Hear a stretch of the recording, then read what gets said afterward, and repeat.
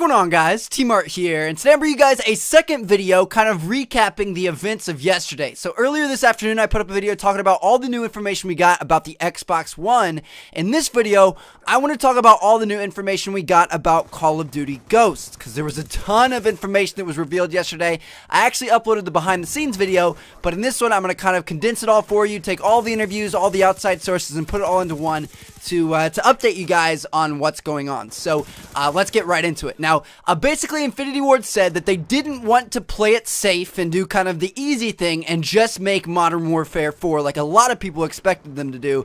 They wanted to do the right thing, as they said. They wanted to eliminate all the creative boundaries so that they could make an entirely new Call of Duty for the next generation consoles with a new world, a new narrative, new characters, and on an all-new engine. So everything about this game is new. You know, if they made Modern Warfare 4, they kind of had to stick with the same storyline, stick with some of the same characters and the same style. With this, that they're making an entirely new kind of like series within the franchise, they get to do whatever the hell they want, which is pretty cool. And they've added in quite a few new things and new features, as you would expect. Now, in terms of the campaign and the storyline, what's going to be going on? Well, rather than jumping around and, you know, following a bunch of different people in different factions and different groups and stuff, you're going to be following a specific group of individuals, a specific squad, and it's going to be a cast of characters that you kind of develop an emotional connection to. You know, you feel attached to them, and you really care what happens to the characters and, you know, the repercussions of events that happen within the campaign and things like that. So it's almost like you're in a really good movie or watching a really good movie. You know, you kind of connect with it. So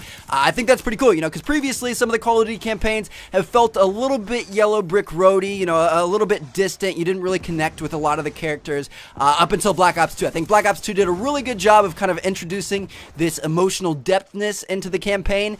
And I think every year from here on out, each studio is going to continue to one-up each other. So that's definitely a good thing. Now, they said that the world is going to be a major character in Ghosts. So it's definitely going to have an emotional impact on the player.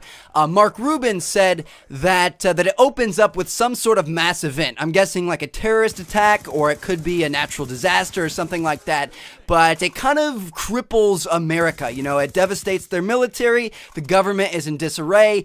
And you're kind of the underdog. You know, the campaign starts off as you as a kid and this, you know, event happens, and then the actual campaign takes place like 10 to 15 years later. So you've grown up in this mess that is America, that happened after whatever attack or, you know, kind of bad thing that happened. And yeah, so you know, it's kind of all you know. That's what your life has been. And you're also going to be fighting alongside your brother, which is kind of a cool little twist. So I'm sure he's going to play a very, very big role in the campaign. Now the people you're fighting with, the Ghosts, you know, your squad, are a group of ex-military guys that they're kind of like a super elite fighting force. So they know all the different tactics, employ all the different techniques of modern guerrilla urban style warfighting. So, you know, it's going to be either current or maybe near future, maybe near past. I'm guessing current to near future, but yeah, it's going to be like urban fighting. So it's going to be pretty cool.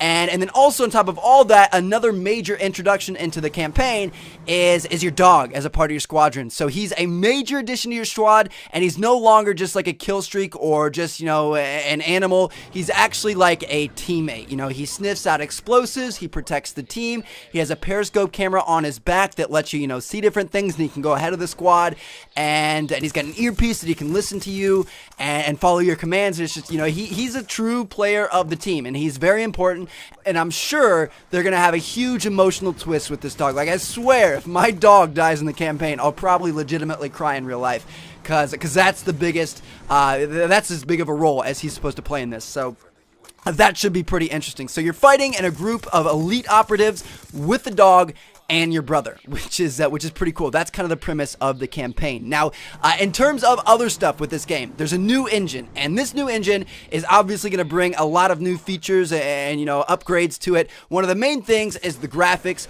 They've increased the poly count across the board. So on current gen consoles and on next gen consoles, 2 to 3 times. So the graphics are going to be 2 to 3 times better than what they were in Modern Warfare 3 on the current gen console, and they're going to be even better on the next gen console, obviously. Now, on the next next-gen console, there's also a new thing added called Sub D, which means the closer you get to something, the more it tries to maintain its curvature. So overall, it's just better graphics. It means that things stay rounded when you get up close. You know, typically when you get close to a silencer or the barrel of a gun or something like that in Call of Duty, it starts to look a little bit square. You can see the straight lines in it. But with this Sub D, the engine is kind of able to think for itself and place these polys, which are what make up graphics, where they need to be at different times. So like when you're aiming down sight, it puts more polys in the gun. When you stop aiming down sight, it puts more polys in what's in front of you. So, kind of adjust to whatever you're seeing on your screen.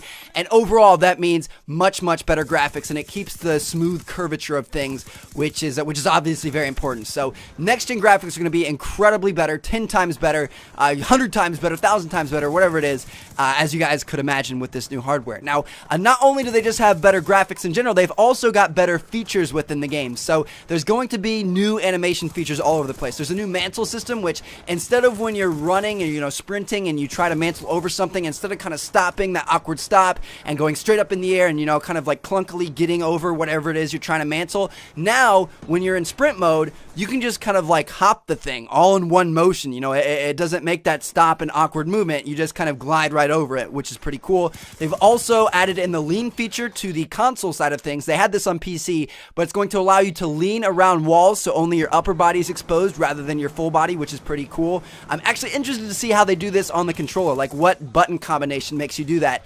It might be a little bit confusing, but anyway, there's lean. There's also a new slide feature where you can run and you can slide, like on your feet instead of dolphin diving to get around a corner or whatever it may be, to, get out of the line of fire.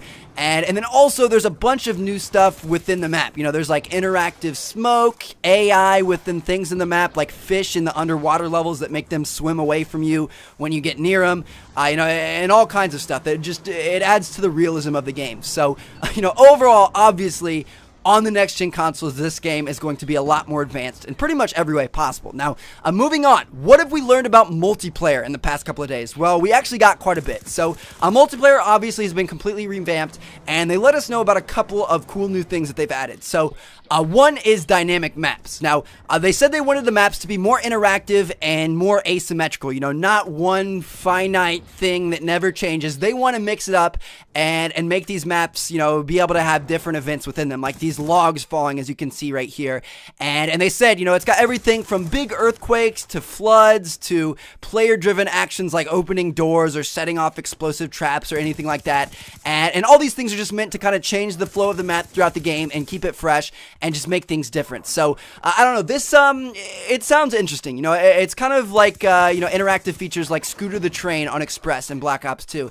If it's done right, it can be very cool, and it can be a nice addition to the map that kind of keeps it fresh and puts, cool new twists on things. But at the same time, if they overdo it or do it in kind of stupid ways, it can definitely take away from the maps as well. So, it'll be interesting how they do this. I'm sure they put a lot of thought into it. I'm sure they're going to do a great job with it, but at the same time, I think some things could get a little bit annoying. Like the train on I forget the map now, but the train in Black Ops 1 on the snowy map, WMD, that thing was so annoying. It was so loud. So hopefully they stick away from things like that and stick away to more and stick to more cool stuff that people really like, which I'm sure they're going to try to do. Now, they also have a new feature in multiplayer that's going to be character customization. We've been asking for this in Call of Duty for so long, we finally get it. So you're going to be able to choose the head of your character, his mask, his body, the gear, all kinds of stuff. You're going to be able to customize your character to how you want him to look like and kind of express your personality on the battlefield, which is very, very cool. We have all wanted this, and they finally gave it to us. And they also said that they have a lot more innovations that they aren't naming at this time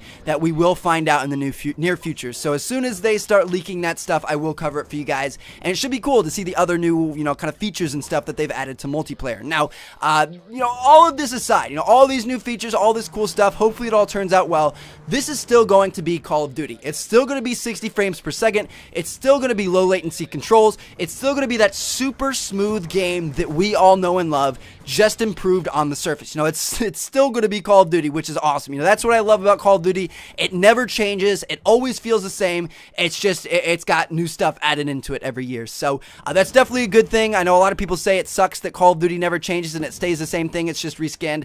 I totally disagree with that. I love the fact that it's always that same smooth, great multiplayer experience that we've come to know and love. So that's pretty cool. Now, finally, as one of the last things in this video, I want to show some comparisons that they did of Modern Warfare 3 to the new Call of Duty Ghosts. So here's Price's head in Modern Warfare 3. Here's what the heads will look like in Call of Duty Ghosts. Here is the old attack dog from Modern Warfare 3, and then here's the new dog in Call of Duty Ghosts. Here are the old arms that carry your weapons in Modern Warfare 3, and here's the new ones. Notice how you can see like the arm hairs and everything. It's pretty crazy. And then finally, here's a jungle scene from Modern Warfare 3 and a jungle scene from Call of Duty Ghosts. So as you can see, this game is just, it's going to look absolutely amazing. And I cannot wait to see what they do. Now, finally, as the last part of this video, I have two quick little updates for you guys of two questions that I know a lot of you guys are going to have. So, one, the good news is that the Call of Duty Championships are returning, you know, that $1 million tournament. So, if playing Call of Duty to win $1 million interests you, you're going to have a chance to do that later this year with Call of Duty Ghosts. So, that's pretty cool. Now, the other update that I've got for you guys that isn't so good is the fact that DLC will be available first on Xbox Live yet again. They have renewed that contract, so I'm assuming it's still just going to be a month. Xbox is going to get DLC a month early before PS3 and PC, which, it does suck, I'm not going to lie. But it's just, it's business, I guess. So, anyway, I hope you guys enjoyed the video. Hopefully this cleared up a lot of stuff for you guys and gave you a lot of new information. I've got a bunch of great videos coming soon. Check out one of the other two videos on the screen if you haven't seen them yet. And I'll catch you guys later. Peace out.